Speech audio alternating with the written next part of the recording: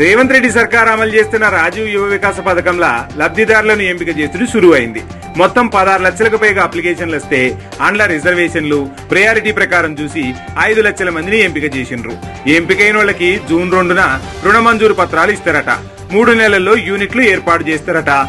ఇక ఇందిర మహిళ లబ్ధిదారులకు తెలంగాణ సర్కార్ 53 కోట్ల రూపాయలను రిలీజ్ చేసే పైలట్ ప్రాజెక్టుల భాగంగా 47,335 ఇండ్లను మంజూరు చేసింది రేవంత్ రెడ్డి సర్కారు. ఇండ్ల నిర్మాణ దశను బట్టి లబ్ధిదారుల అకౌంట్లనే డబ్బులు జమ చేస్తది. అంటే బ్రోకర్లకి ఇక తావుదు లేదన్నట్టు.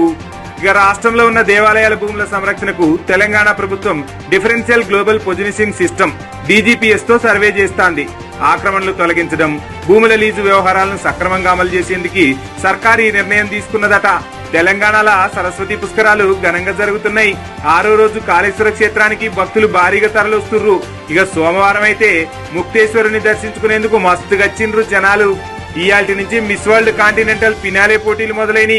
మన దేశం నుంచి రాజస్థాన్ కి చెందిన నందిని గుప్తా పోటీ పడతాంది. అందులో ధరణి స్థానంలో తెచ్చిన భూభారత్కి మస్తు స్పందన వస్తాందిలే. పైలట్ ప్రాజెక్టుల భాగంగా 4 మండలాల్లో పెట్టిన రెవెన్యూ సదస్సులకి ఏకంగా 12,000 దరఖాస్తులు వచ్చినాయి. ఇక కాళేశ్వరం ప్రాజెక్టు అక్రమాలపై ఇప్పటికే విచారణ సురువు చేసిర్రు.